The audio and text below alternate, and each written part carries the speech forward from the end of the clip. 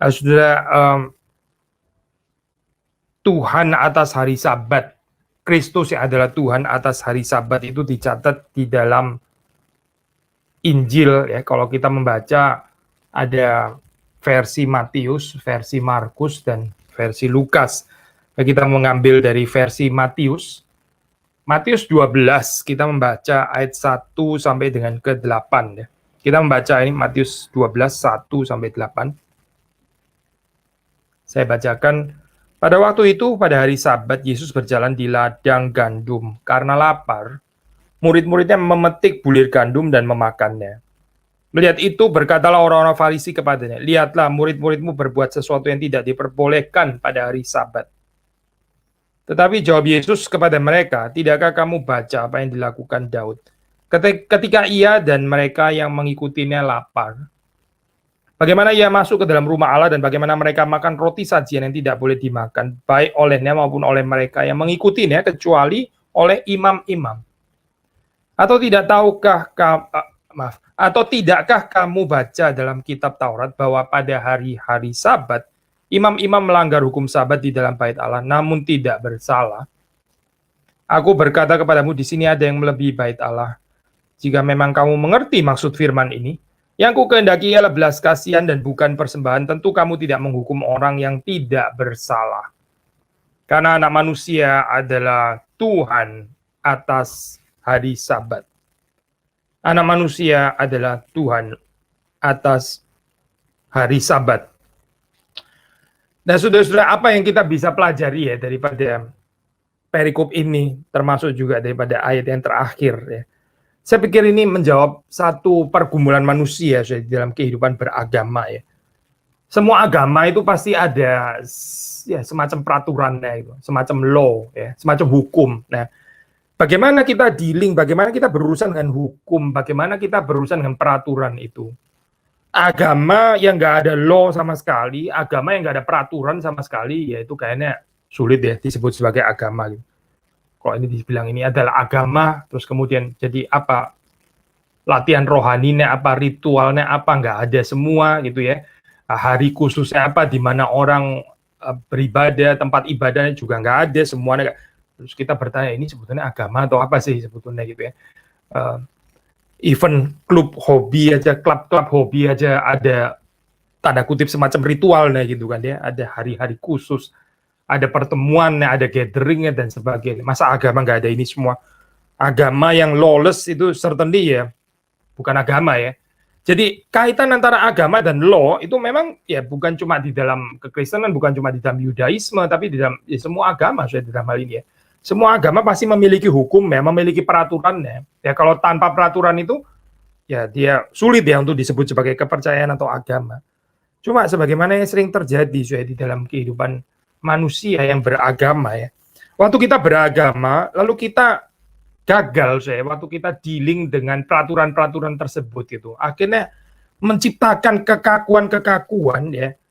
Menciptakan satu view, satu pandangan yang salah yang berusaha untuk diimpos, diterapkan kepada orang lain, padahal dia sendiri itu gagal di dalam berurusan dengan keagamaan itu gitu.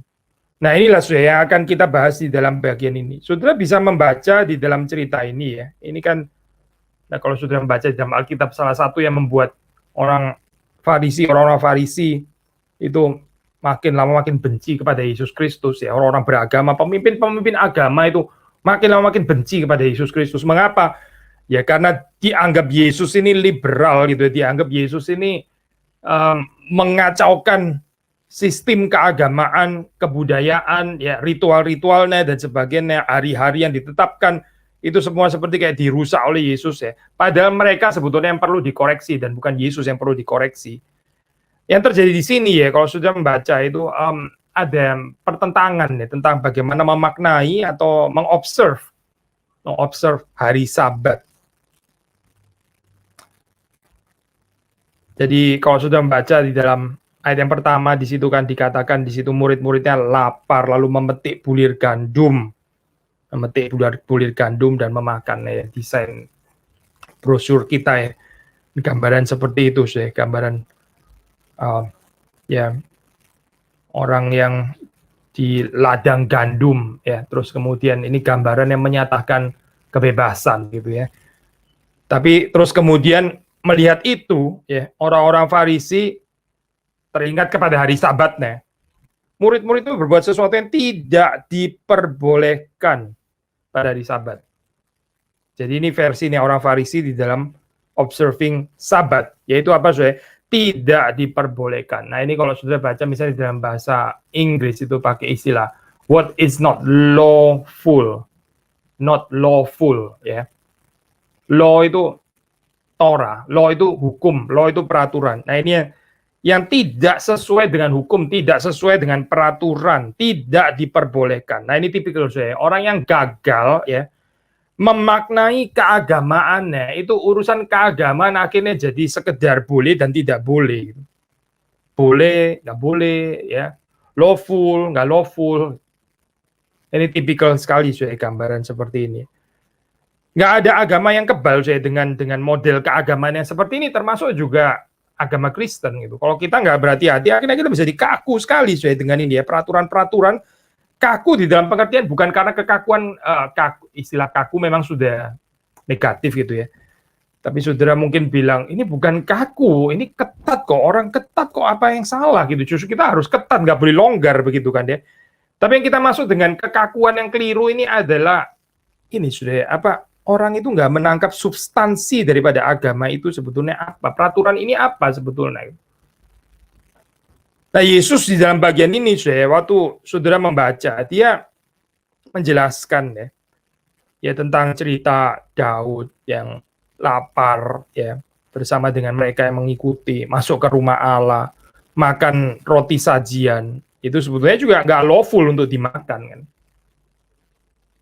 Tapi dia memakannya juga. Dan bukan cuma itu ya. Di dalam kitab Taurat pada hari-hari Sabat, kalau mau bicara observing Sabat, imam-imam sebetulnya boleh dikatakan juga melanggar ya. Melanggar di sini, melanggarnya tanda kutip gitu. Kalau mau dibilang melanggar, menurut peraturan orang Farisi yang seperti itu ya, ini sudah merupakan satu pelanggaran. Tapi kenapa nggak disebut melanggar? Apakah kita tidak lebih baik dengan rendah hati belajar daripada mereka? Bagaimana mereka berurusan dengan hukum-hukum keagamaan ini? Jadi saudara perhatikan deh, di dalam agama, saudara, itu termasuk juga agama Kristen, termasuk saudara, kalau kita tidak berhati-hati ya di dalam hal ini ya, itu peraturan-peraturan keagamaan itu bisa pertama saudara, menggantikan Tuhan sendiri, menggantikan pribadi Tuhan.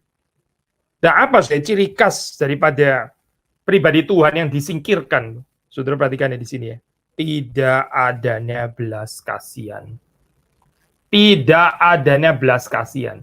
Nanti kita akan kembali kepada bagian ini lagi ya, saya sebut dulu itu. Dan yang kedua adalah ini juga, selain menggantikan Tuhan, tapi juga jadi berpikir terbalik ya. Ini sebetulnya peraturan keagamaan ini diciptakan untuk kebaikan manusiakah? Atau justru kita manusia itu ya mesti menjadi robot-robot kaku yang nggak boleh salah sama sekali, menaati ya secara mekanikal gitu peraturan-peraturan keagamaan, sehingga bukan cuma pribadi Tuhan yang tergeser, tapi pribadi manusia pun juga tergeser akhirnya. Manusia itu nggak lagi jadi pribadi, tapi jadi apa ya, semacam robot-robot mekanikal yang kemudian menaati peraturan-peraturan keagamaan itu, ya itu secara mekanis ya. Sinkronnya juga sinkron mekanikal dan seterusnya, itu nggak ada jiwanya jadi dalam hal ini. Dan again, salah satu tandanya ya ini, ya persembahan sih boleh aja, masih persembahan masih masuk persembahan gitu ya, ada tindakan-tindakan persembahan, ini kan juga ada kaitan dengan keagamaan. Tapi belas kasihan, kita terakhir kan baru membahas tentang ini ya, itu Tuhan Kristus itu adalah Tuhan atas orang, atau bukan Tuhan, maaf ya, ini apa, penyayang ya, penyayang orang yang lemah ya, subtitle kita maksudnya ya, penyayang orang yang lemah dan orang yang miskin. Mengapa saya Tuhan itu di dalam Alkitab ya, termasuk waktu Yesus berinkarnasi ya, kita membaca dia itu menyayangi orang yang lemah, orang yang miskin ya. Ya karena dia tergerak oleh belas kasihan. Itu yang ada pada dia yang seringkali nggak ada pada kita. Gitu. Menolong orang miskin itu mungkin bisa saja menolong sambil menghina dan sebagainya gitu ya. Tapi pertanyaan ini saya tentang belas kasihan. Ujian keagamaan yang beres itu saya salah satunya adalah kehadiran belas kasihan ini.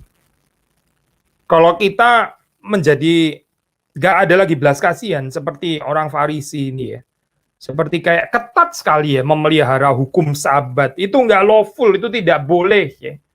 Ini sesuatu yang nggak boleh dilakukan. Terus kemudian kehilangan view, kehilangan pandangan terhadap manusia yang kelaparan. Kehilangan pandangan terhadap pribadi Tuhan sendiri. Pokoknya kita mesti mengerti peraturan ini nggak boleh, ya itu nggak boleh ya. Kita pegang ini secara kaku. Sekali lagi, saudara, ini bukan cuma tentang Sabat, saudara, tapi tentang keagamaan itu sendiri. Gitu. Bagaimana sih kita melihat keagamaan itu dan peraturan-peraturannya? Waktu kita kehilangan pribadi Tuhan, ya, waktu kita kehilangan pribadi manusia, nah ini menjadi keagamaan yang menakutkan di dalam kehidupan kita. Dan Kristus datang itu membebaskan kita dari keagamaan yang seperti ini, keagamaan apapun, termasuk mungkin di dalam hal ini ya, keagamaan saudara dan saya yang mengaku Kristen, tapi sebetulnya cara kita mengobserve itu bukan dengan ada pribadi Tuhan, tapi main dengan peraturan seperti orang-orang Farisi ini. Nah, saudara, saya sengaja ambil dari Matius ya, karena di dalam Injil ini juga Yesus yang sama ya. Di dalam Injil ini Yesus mengundang orang-orang yang low burden, yang dibebani dengan Taurat itu ya, undangan yang terkenal itu saya. Marilah datang kepadaku ya, kamu sekalian yang berbeban berat, yang letih lesu dan berbeban berat. Ini letih lesu bukan karena kerja ya saya, bukan karena kerja paksa atau apa gitu, bukan ke sana konteksnya. Kalau saudara baca itu jelas konteksnya Matius ya. Letih lesu, mengapa bisa letih lesu? Mengapa bisa berbeban berat? Ini karena penghayatan peraturan-peraturan keagamaan yang salah, yang melelahkan itu, sudah melelahkan. Orang jadi nggak ada true Sabat sebetulnya gitu. Nah di sini ada motivic connection ya, Sabat. Ini juga bicara Sabat, ayat itu juga bicara Sabat. Aku akan memberikan kepadamu perhentian. Sabat itu kan sebetulnya perhentian kan. Maka bukan kebetulan saya di sini ya, orang-orang Farisi yang nggak mengerti Torah sebetulnya, yang salah dealing dengan Torah, salah ya berurusan dengan peraturan-peraturan atau hukum-hukum keagamaan. Mereka ini adalah orang yang nggak mengerti perhentian. Mereka ini adalah orang yang tidak mengerti Sabat sebetulnya. Sabat itu apa sih, Sue? Sabat itu bukan sesuatu yang diobservasi bagaimana sampai kita kehilangan perspektif ada pribadi Tuhan di situ yang menyegarkan, dan juga akhirnya kita nggak peduli kepada manusia yang sedang kelaparan, ya. Bukan itu ya. Itu kalau saudara baca, nah ini saya sedikit pakai perspektif daripada Lukas ya. Di dalam perumpamaan itu memang perumpamaan sih, tapi dari perumpamaan pun kita juga bisa belajar prinsip yang indah ya. Maksud saya perumpamaan ini bukan satu kejadian historis begitu ya, perumpamaan ya. Tapi dalam perumpamaan kita bisa mendapatkan pengajaran firman Tuhan juga gitu. Perhaps bukan kebetulan ya waktu di situ dikatakan parable of the good Samaritan itu, orang yang pertama dan kedua itu imam ya, satunya itu orang Levi ya. Jadi ini imam Levi ya dari Yerusalem. Berarti apa ini sudah ya? Apa yang ada kaitannya dengan Yerusalem ya? Itu berarti ada kaitannya dengan Celtic life ya, ada kaitannya dengan ibadah, ada kaitannya dengan temple dan sebagainya. Ya. Lalu apa maksudnya saya? Mungkin saja itu orang ada tanggung jawab apa ini? Ada tanggung jawab religius gitu ya, ada tanggung jawab agamawi dan sebagainya. Tapi saudara melihat di situ tensinya waktu melihat ada orang yang kecelakaan atau dirampok seperti itu ya.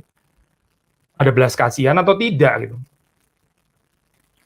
Saudara melihat di sini ya memang ini Lukas nggak seperti Matius ya di dalam menekankan theological profile tentang mercy ini. Matius itu lebih kuat. Tapi saya percaya Lukas juga pasti bukan against tentang pentingnya belas kasihan ini ya. Anyway, ini Taurat kok ini dari Perjanjian Lama.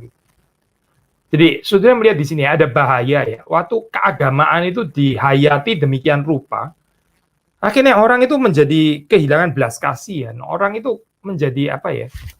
Kehilangan pribadi Tuhan. Lalu itu menjadi hukum-hukum yang impersonal, menjadi hukum-hukum yang kita berrelasi dengannya itu bukan berrelasi dengan pribadi Tuhan, tapi berrelasi dengan aturan-aturan gitu. Nah, lama-lama kita jadi kayak kehilangan personal touch juga. Karena kita ini kan pribadi, saya sudah sering mengatakan ini ya, pribadi itu ya berurusannya dengan pribadi. Baru ada kesegaran. Pribadi kalau berurusan dengan bukan yang pribadi, wah ini ya melelahkan ya, saudara bisa bilang apapun ya. Saudara baca buku teologis, kalau saudara nggak sedang mengagumi pribadi Tuhan, itu bisa melelahkan sekali saudara belajar teologi seperti ini.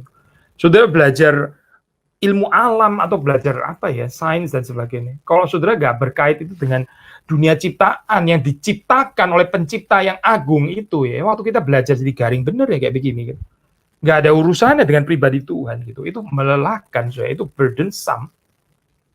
Nah, inilah saya yang diadres di sini ya. Kalau saudara membaca, bahkan saudara perhatikan di situ ya, Yesus bukan cuma Daud dan pengikutnya, tapi di sini pada hari Sabat, imam-imam tuh melanggar juga hukum Sabat di dalam bait Allah, namun mereka tidak bersalah.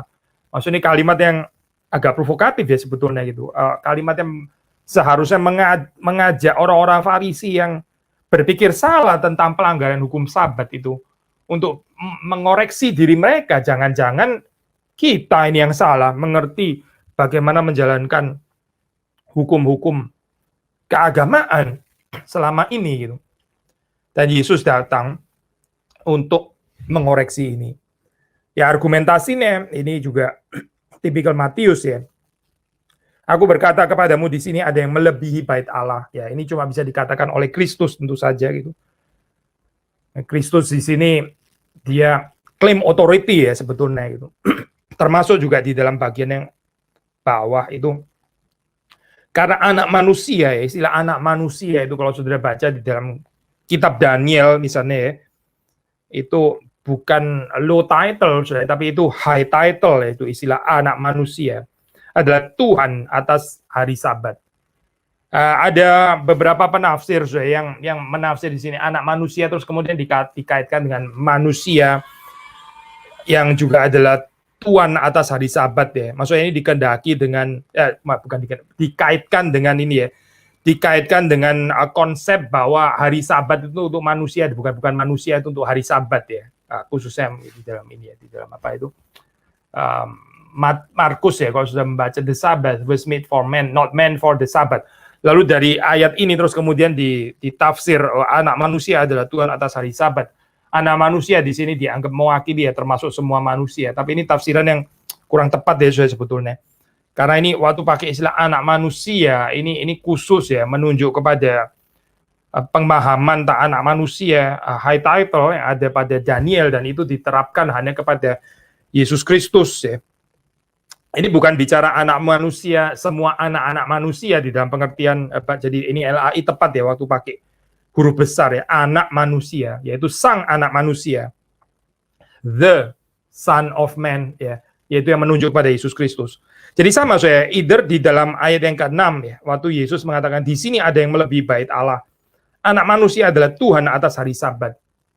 Ya saudara dan saya ini diundang gitu untuk mengakui ketuhanan Kristus. Karena tanpa mengakui ketuhanan Kristus ya kita akan sulit untuk menerima otoritasnya atas agama, ya, atas peraturan agama, atas hari Sabat, atas bait Allah. Ya. Sama seperti orang-orang Yahudi kalau mereka nggak menerima ketuhanan Kristus, mereka nggak percaya kepada Yesus Kristus. Ya mereka nggak bisa mendengar kalimat seperti ini ya. Di sini ada yang melebihi bait Allah. Maksudnya mereka bisa dengar, oh ini orang berani sekali gitu ya, kurang ajar sekali gitu. Jadi again ini apakah hal yang sering kali menjadi polemikal kalau sudah baca dalam kitab Injil ya. Kalau nggak urusan tempel, kalau nggak urusan bait Allah, ya ini urusan hari Sabat gitu ya. Hari Sabat dan tempel ya. Ini dua hal yang terus-menerus terjadi gesekan ya dengan pemimpin-pemimpin agama. Pemimpin-pemimpin agama itu merasa mereka lah yang mengerti peraturan-peraturan agama. Jadi peraturan-peraturan agama itu dimonopoli oleh mereka, penafsirannya itu mereka yang menentukan.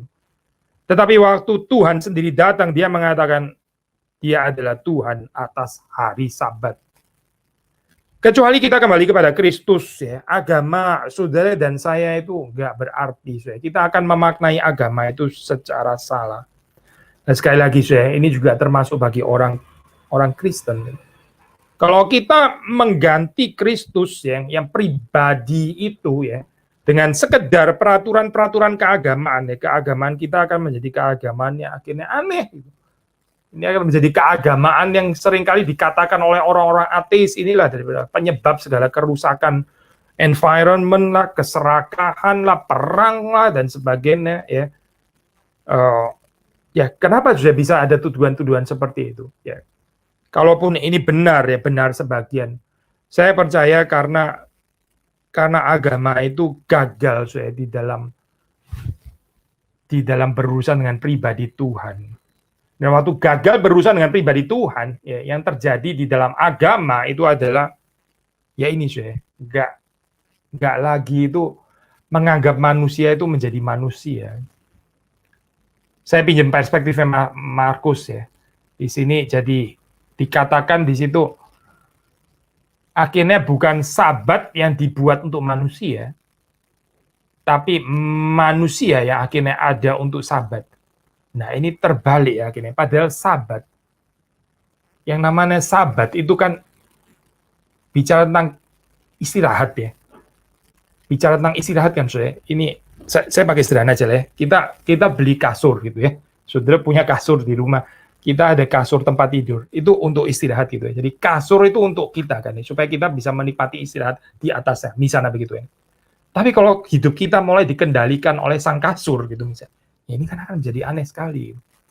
Jadi kasur ini mesti begini, cuma boleh ditidurinnya jam berapa gitu ya.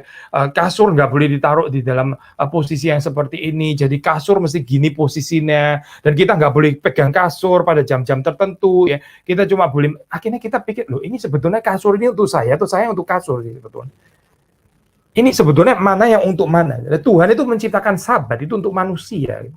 Tapi di sini manusia memperbudak dirinya ya, sehingga menjadi letih lesu dan berbeban berat untuk peraturan-peraturan yang sebetulnya diciptakan Tuhan itu untuk manusia, supaya manusia itu boleh menikmatinya, supaya manusia itu boleh menikmati peristirahatan, supaya manusia itu ada enjoyment. Ini untuk well-being-nya manusia sebetulnya.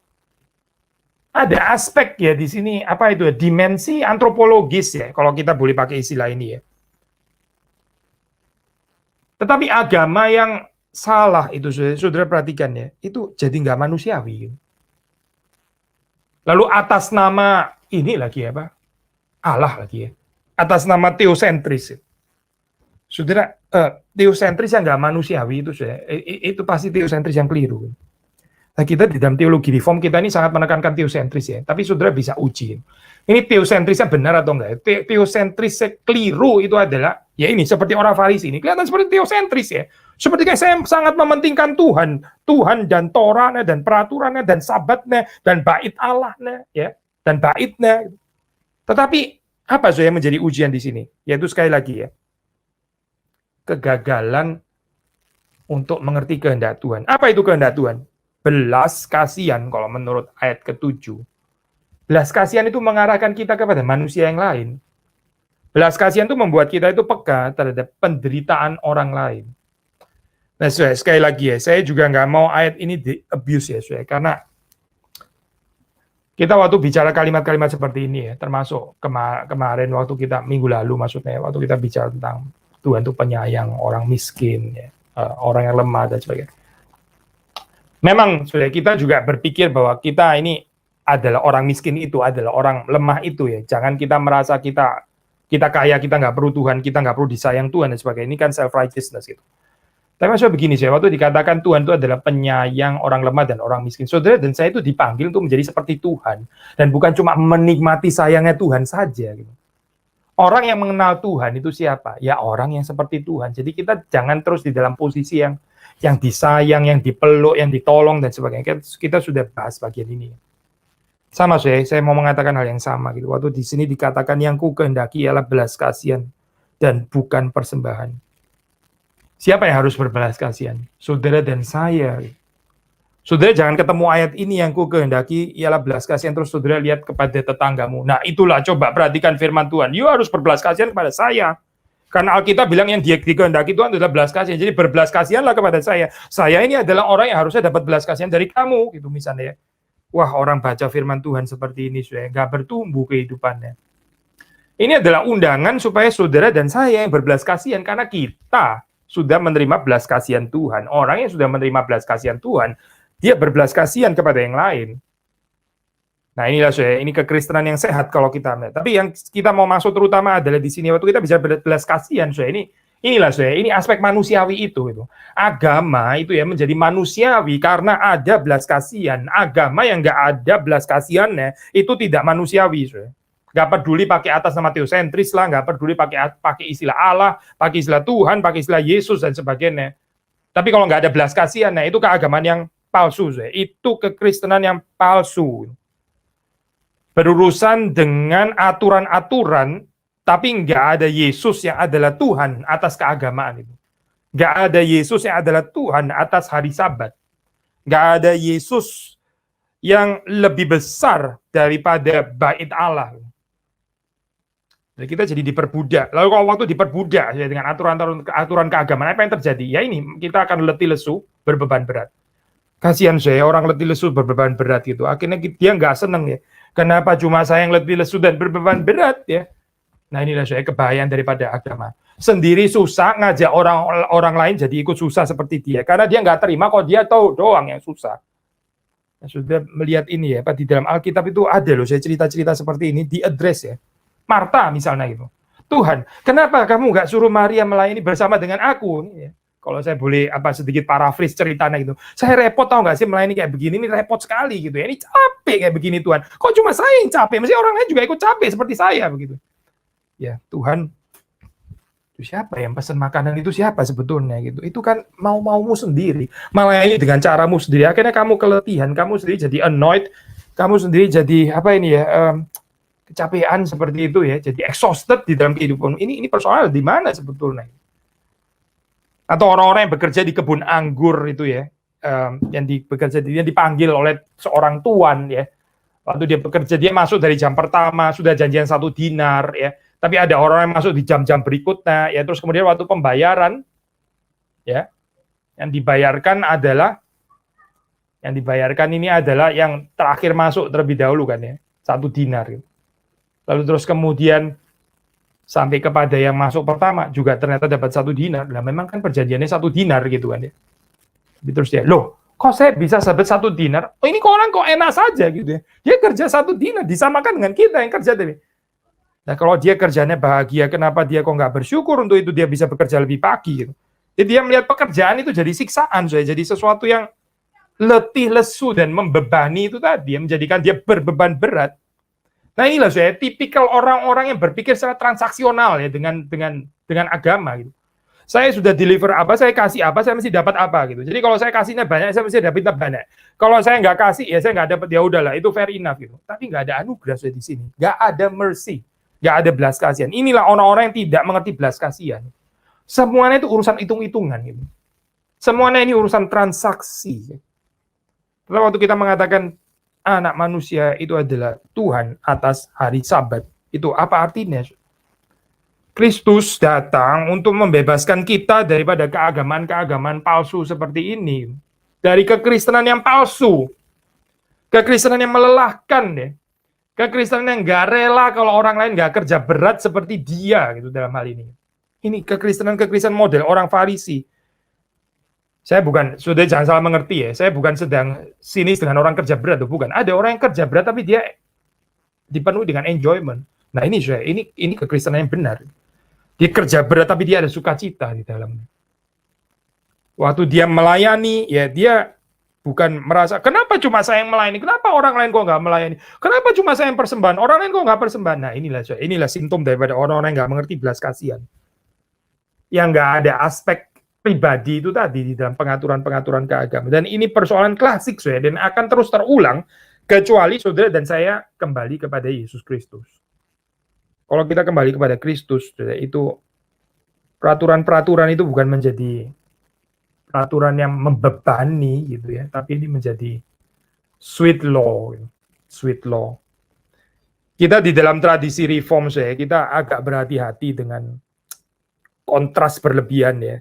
Wah, kita to be precise, kita banyak belajar sih daripada Martin Luther dan tradisi Lutheran ya. Maksudnya humbly kita bilang seperti itu, tapi bukan berarti kita nggak ada kritik sama sekali ya. Nah, kalau sudah perhatikan di dalam teologi reform itu kita nggak mengerti kontras law and gospel itu seperti yang dibicarakan di dalam Luther dan tradisi Lutheran ya. Law bukan gospel, gospel bukan law. Ya memang betul kalimat itu gitu ya. Ini apa? Memang law itu bukan gospel dan gospel bukan law, di dalam pengertian kedua hal itu berbeda. Tapi kita nggak menghadirkan kontras. Pokoknya anything pembicaraan tentang law itu sudah pasti kurang injili, kurang gospel ya, kurang bicara anugerah. Wah, ini bahaya sekali soalnya kalau dibicarakan seperti ini. Ini bisa memperkenalkan bentuk kekristenan antinomianisme. Nah, teologi reform khususnya sangat berhati-hati untuk tidak jatuh ke sini. Karena apa, Soe? Karena kalau kita baca di dalam Alkitab ya, law itu sendiri ada gospelnya gitu. Dan gospel itu juga bukan tanpa perintah. Injil yang sejati itu bukan tanpa perintah, bukan tanpa undangan untuk partisipasi di dalam ketaatan terhadap perintah-perintah Tuhan. Dan ini bukan anti gospel, sudah bukan. Undangan untuk taat ini sendiri adalah undangan Injil gitu. Jadi saudara jangan bikin kontras antara law and gospel. Sampai pokoknya kalau kita bicara perintah itu langsung kurang injili gitu ya, kurang injili. Oh, ini langsung melelahkan. Coba saudara baca banyak sekali di dalam Alkitab bagaimana Yesus mengundang orang yang mengasihi aku taat kepada perintah-perintahku, gitu. Taat kepada perintah-perintah Bapa ya. Yang mengasihi aku dia akan menaati perintahku. Jadi ini Yesus mengajarkan legalisme begitu. Kan nggak tepat ya, Soe. Masa Yesus sendiri mengajarkan legalisme?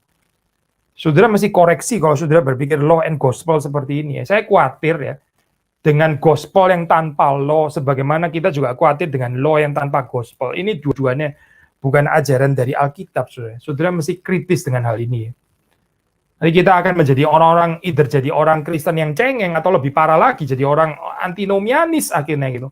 Karena setiap kali kita bicara tentang perintah, dianggap sebagai bentuk legalisme. Memang sudah di dalam bagian ini kita kritikal terhadap legalisme, betul menjadi legalisme. Tapi yang menggeser legalisme, yang menyelamatkan kita daripada legalisme, saudara perhatikan ya kalimat ini, yang menyelamatkan kita daripada legalisme, bukan tidak hadirnya perintah-perintah, bukan saudara sama sekali salah.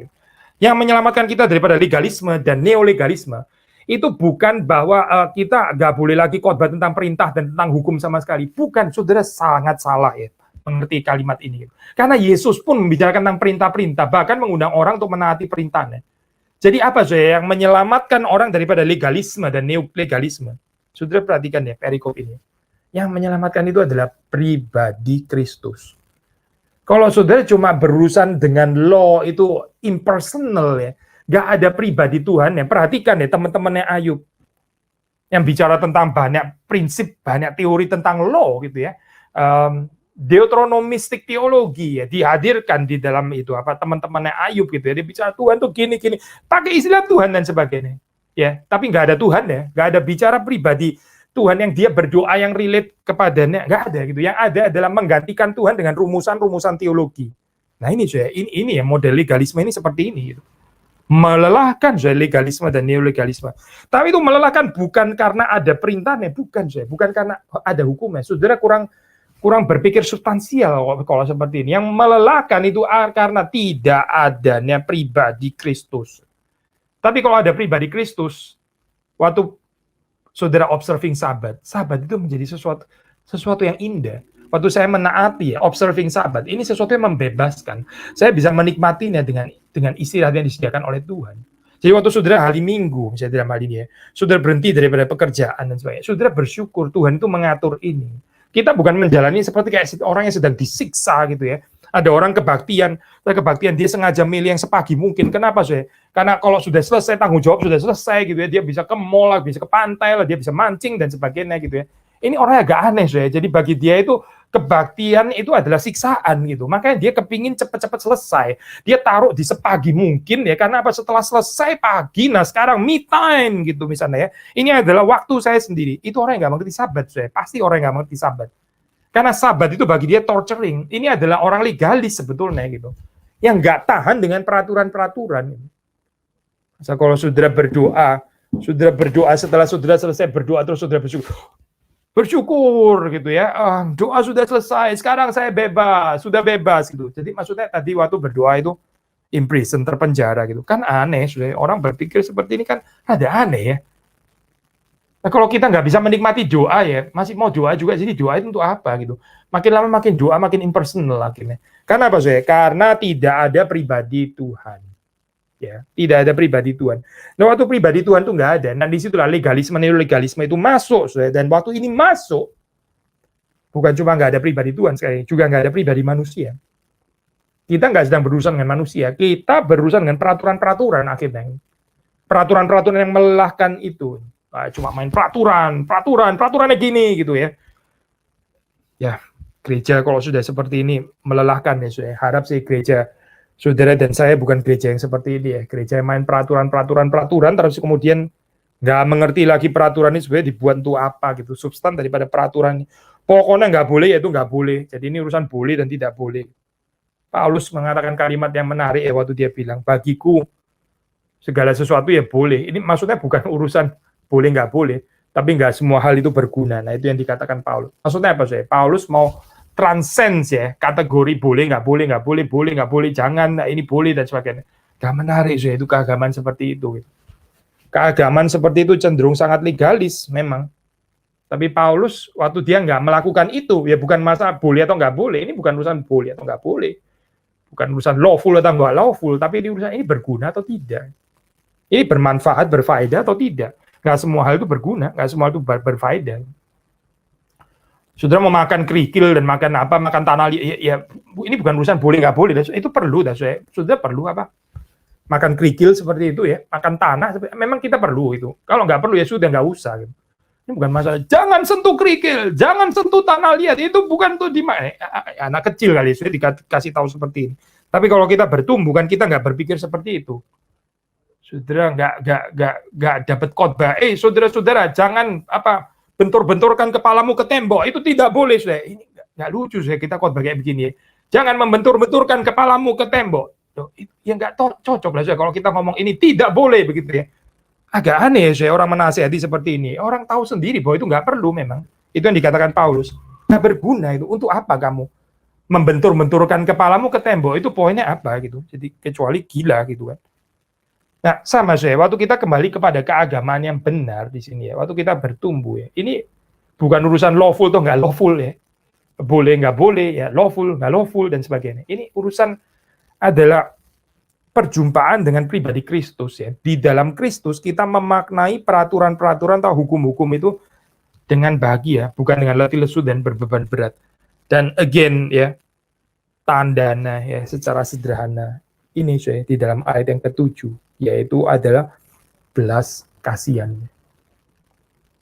Kalau kita sungguh-sungguh mengerti, Kristus itu adalah Tuhan atas keagamaan kita, ya, atas hari Sabat, atas kehidupan keagamaan kita, mata kita juga terbuka untuk sekeliling kita, orang-orang yang kesulitan, ya, orang-orang yang berada dalam penderitaan. Ada dimensi antropologis ini, ada belas kasihan, ya. Kiranya Tuhan menolong kita, kiranya Tuhan memberkati kita, kiranya Tuhan menyelamatkan kehidupan keagamaan kita. Mari kita masuk di dalam doa. Tuhan, kami bersyukur Engkau memberikan kepada kami firman-Mu, dan sekali lagi kami mohon supaya kami sungguh-sungguh mengerti apa yang dibicarakan di sini, supaya kami sungguh-sungguh percaya kepada Kristus, Engkau yang membebaskan kami daripada keagamaan-keagamaan yang diciptakan oleh manusia, yang kami sendiri ciptakan, yang akhirnya membebani kami sendiri, yang akhirnya merusak kehidupan manusia, yang mematahkan relasi antar manusia. Kami bersyukur karena Engkau adalah Tuhan yang memberikan kepada kami kelegaan, berikan kepada kami sabat yang sejati, dan tolonglah kami untuk bisa menghayati hukum-hukum perintah yang Tuhan berikan, bukan tanpa Engkau. Terima kasih Tuhan, demi Yesus Kristus kami berdoa, kami bersyukur. Amin.